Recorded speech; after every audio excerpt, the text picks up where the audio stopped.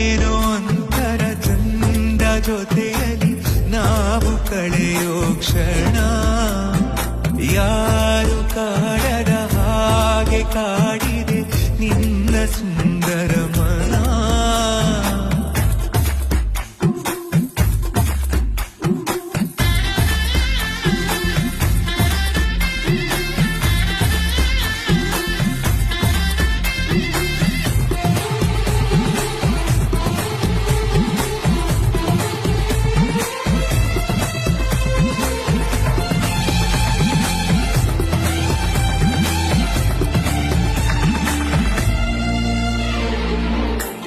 ಮಾಡೋ ಕೆಲಸ ಮರೆಸಿ ಬಿಡುವ ಮುದ್ದಾದ ಕಲೆ